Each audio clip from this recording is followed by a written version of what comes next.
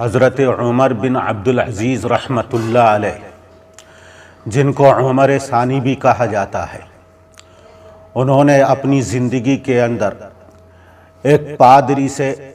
گرجا گھر کی وہ زمین قبر کے لیے خریدی جس کے اندر کاشت ہوتی تھی، تقریباً 10 دینار میں یا 20 دینار میں، اور یہ وصیت کی کہ جب میرا انتقال ہو جائے تو مجھے اس زمین کے اندر جو میں نے اپنے ذاتی پیسے سے خریدی ہے دفن کر دیا جائے۔ لہٰذا وقت مقررہ پر جو اللہ کے یہاں متعین ہے انتقال ہوا اور ان کو اس زمین کے حصے میں دفن کر دیا گیا جو انہوں نے اپنے ذاتی پیسے سے خریدی تھی، حالانکہ وہ گرجا گھر کی زمین تھی جو پادری سے انہوں نے خریدی تھی، اور غالباً یہ معاہدہ تھا کہ 1 سال تک ان کی قبر کی حفاظت کی جائے اور کوئی نقصان نہ پہنچایا جائے اور زمین کو ہموار نہ کیا جائے۔ اس حصے میں جو انہوں نے خریدی تھی دفن کر دیا گیا۔ 1 سال جب گزر گیا تو پادری کو یہ حق اور اختیار حاصل تھا کہ وہ قبر کو برابر کر دے اور گرجا گھر کی اس زمین کے اندر کاشت اور کھیتی کو شروع کر دے، لیکن اس نے ایسا نہیں کیا، بلکہ حضرت عمر بن عبدالعزیز رحمۃ اللہ علیہ کی قبر کو باقی رکھا، اور صرف باقی ہی نہیں رکھا بلکہ اس قبر کی حفاظت کی اور اس قبر کو اور شاندار بنا دیا، اور وہاں آنے جانے کے لیے راستے کو اس نے بہت عمدہ کر دیا تاکہ حضرت عمر بن عبدالعزیز رحمۃ اللہ علیہ کی کوئی قبر پر آئے تو اسے کوئی دقت اور پریشانی نہ ہو، آمد و رفت کے اندر اسے سہولت رہے، تاکہ وہ حضرت عمر بن عبدالعزیز رحمۃ اللہ علیہ کے لیے دعائے مغفرت کرے۔ لوگ آتے تھے، حضرت عمر رحمۃ اللہ علیہ کی قبر پر آ کر ایصال ثواب کرتے، دعائے مغفرت کرتے، اور کتنے ایسے اللہ کے بندے جن کے دلوں کے اندر حضرت عمر بن عبدالعزیز رحمۃ اللہ علیہ کی محبت تھی اور پیوست تھی، وہ آ کر ان کی قبر پر دعائے مغفرت کے ساتھ بے ساختہ زار و قطار روتے کہ قبر کی زمین اور قبر کی مٹی ان کے آنسوؤں سے بھیگ جاتی تھی اور تر ہو جاتی تھی۔ قبر کی حفاظت کی ایک پادری نے گرجا گھر کی وہ زمین جو کاش کے لیے تھی، جبکہ اس کو اختیار تھا، لیکن اس نے قبر کو نہیں مٹایا، اس کے اندر کاشت نہیں کی۔ زمانہ گزرتا رہا، یہاں تک کہ خلفائے بنو امیہ کا دور ختم ہوا اور خلفائے بنو عباسیہ برسر اقتدار آئے، جنہوں نے تلوار کی دھار پر اور نیزوں کی نوک پر اپنی حکومت قائم کی۔ جو بنو امیہ کے خلفاء تھے، سردار تھے، وزراء تھے، جو زندہ تھے ان کا خون بہایا، ان کو قتل کیا۔ جو اس دنیا سے رخصت ہو چکے تھے، آتش انتقام اور جذبہ انتقام اتنا بھڑک رہا تھا کہ ان کی قبروں کو کھود کر ان کی قبروں سے نکالا۔ جن کے لاشیں اور جن کے جسم محفوظ تھے ان کے اوپر کوڑے برسائے، ان کو نذر آتش کیا، اور جن کے باقیات کچھ بھی ملے قبروں سے نکال کر ان کو جلا کر راکھ بنا کر ہوا کے اندر بکھیر دیا اور اڑا دیا۔ ان خلفائے بنو عباسیہ نے ملک شام کے اندر سلیمان ابن عبد الملک کو قبر سے نکالا، ان کے جسم کو، اور اس کے اوپر کوڑے مار کر نذر آتش کر دیا۔ خلفائے بنو عباسیہ نے ہشام بن عبد الملک کے جسم خاکی کو قبر سے نکالا، وہ ابھی باقی تھا اور صحیح سالم تھا، اس کے اوپر کوڑے مار کر اس کو جلا کر راکھ کو ہوا کے اندر منتشر کر دیا اور بکھیر دیا۔ بے پناہ زندوں کے اوپر بھی ظلم کیا، اور انہوں نے بنو امیہ کے مردوں کو بھی نہ چھوڑا۔ لیکن تاریخ شاہد ہے اور گواہ ہے،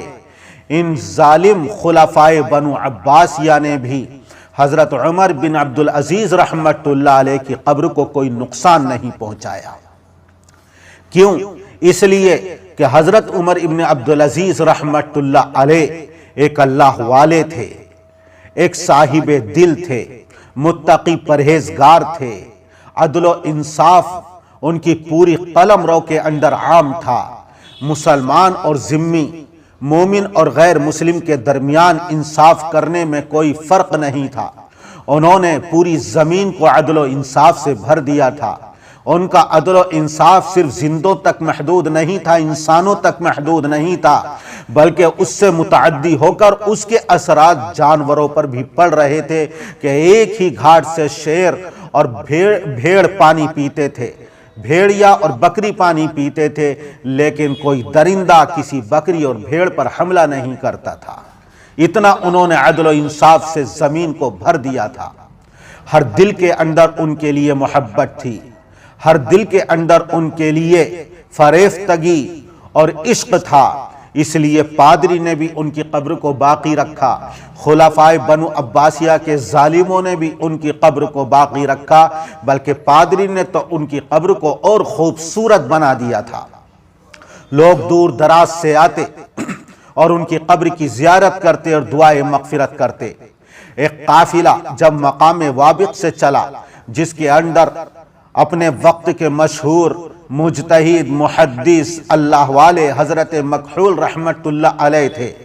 اپنے قافلے سے الگ ہوئے۔ جب قافلے نے دیکھا کہ ہمارے درمیان حضرت مکحول رحمت اللہ علیہ نہیں ہیں، تو نظریں ادھر ادھر دوڑانے لگے، کہیں نظر نہ آئے۔ کافی دیر کے بعد دور سے آتے ہوئے نظر آئے، قریب آئے تو پوچھا کہ آپ کہاں چلے گئے تھے؟ حضرت مکحول رحمت اللہ علیہ نے فرمایا، یہاں سے 5 میل کی دوری پر حضرت عمر بن عبدالعزیز رحمت اللہ علیہ کی قبر ہے، میں وہاں ان کے لیے دعائے مغفرت اور ایصال ثواب کے لیے گیا تھا۔ جبکہ ان کی قبر عام گزرگاہ سے بالکل الگ تھی،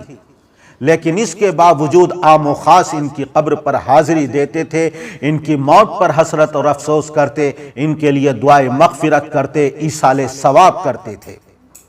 عام خلفاء اور سلاطین اس بات کو پسند کرتے ہیں کہ ہماری قبر عام گزرگاہ پر ہو، لوگ زیارت کریں، آتے جاتے حاضری دیں، لیکن حضرت عمر بن عبدالعزیز رحمت اللہ علیہ نے اس بات کو پسند نہ کیا اور عام گزرگاہ سے دور الگ وہاں اپنی قبر کے لیے زمین خرید کر وہاں دفن ہوئے۔ لیکن اس کے باوجود لوگ گروہ در گروہ ان کی قبر پر جاتے تھے اور دل کھینچے چلے جاتے تھے اور ایصال ثواب کرتے تھے۔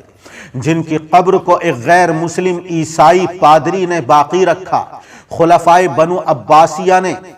جبکہ بے پناہ خلفائے بنو امیہ کے زندہ اور مردہ خلفاء پر ظلم کیا، لیکن انہوں نے بھی حضرت عمر بن عبدالعزیز رحمت اللہ علیہ کی قبر کو باقی رکھا اور کوئی نقصان نہیں پہنچایا، اس لیے کہ ان کے لیے ہر دل کے اندر محبت تھی۔ انہوں نے جو حسن سلوک کیا، جو غیروں کے ساتھ رواداری کی، جو عدل و انصاف کیا ہے، جو دل کے اندر اللہ کا خوف تھا، جو ان کی زندگی میں تقوی اور پارسائی تھی، جو ان کے دل کے اندر خوف آخرت تھا، اور جو دنیا کے مال سے بے نیازی تھی، بیت المال سے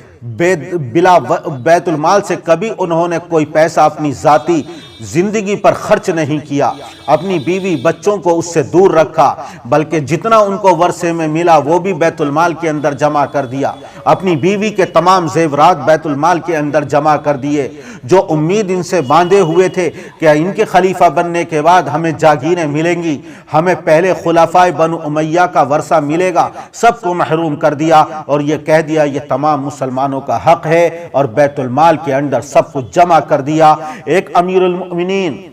اور خلیفۃ المسلمین ہونے کے باوجود، ایک عظیم مملکت اور سلطنت کے فرما روا ہونے کے باوجود فقر و فاقے کی زندگی بسر کر رہے تھے۔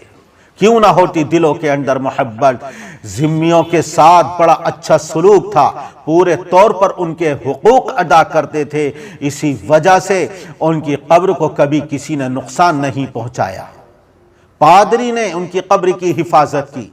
خلفائے بنو عباسیہ نے ان کی قبر کو باقی رکھا ہے، لیکن آپ نے سنا دیکھا کہ اس وقت کا ایک ظالم جابر شیعہ فرما روا حضرت عمر بن عبدالعزیز رحمت اللہ علیہ کے باقیات کو، بلکہ ہم تو یقین رکھتے ہیں کہ ان کے تقوی طہارت اور ولی کامل ہونے کی وجہ سے ان کا جسد خاکی قبر نے اپنے پیٹ کے اندر محفوظ رکھا ہوگا۔ ان کا جسد خاکی بالکل محفوظ، ان کی اہلیہ کی قبر ان کے پاس، ان کے ایک خادم کی قبر ان کے پاس، تینوں قبر کو کھودا، ان کے جسد خاکی کو نکالا، ان کے باقیات کو نکال کر نذر آتش کیا ہے اور بے حرمتی کی ہے۔ یہ ایسے لوگ عیسائی پادری سے زیادہ گئے گزرے ہیں، یہ ایسے ظالم جابر یقیناً غلیظ سے غلیظ ترین انسان ہیں، یہ ایسے انسان کہلانے کے لائق نہیں ہیں، جو اس دنیا سے رخصت ہو گیا، اللہ کے جوار رحمت میں چلا گیا، اور پوری دنیا پہلے کے لوگ بھی اور اب کے لوگ بھی ان کی زندگی پر، ان کی موت پر غم، ان کی زندگی سے عبرت حاصل کرتے ہیں، ان کی موت پر غم کے آنسو بہاتے ہیں، جن کی قبر کو آج تک باقی رکھا گیا، جبکہ گرجا گھر کے تمام نشانات مٹ گئے لیکن ان کی قبر آج تک باقی تھی، انہوں نے ان کی قبر کو بھی نہ چھوڑا۔ اس سے پتہ چلتا ہے کہ وہ اسلام ہی کے نہیں بلکہ انسانیت کے دشمن ہیں۔ اس دنیا کے اندر غلیظ ترین وہ قوم ہے اور وہ انسان ہے کہ جس نے حضرت عمر بن عبدالعزیز رحمت اللہ علیہ، جو خلیفہ راشد ہیں، 5ویں خلیفہ راشد ہیں، ان کے جسد خاکی کو قبر سے نکال کر اس کی بے حرمتی کی ہے اور نذر آتش کیا ہے، وہ انسان کہلانے کے لائق نہیں ہے۔ حضرت عمر بن عبدالعزیز رحمت اللہ علیہ، جو حضرت عمر فاروق رضی اللہ تعالی عنہ کی پوتی کے لڑکے ہیں، جنہوں نے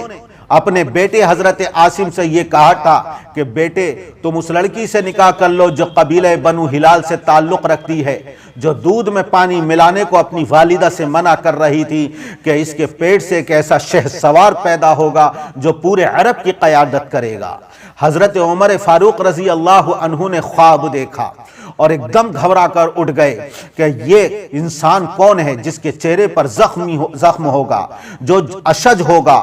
اور جو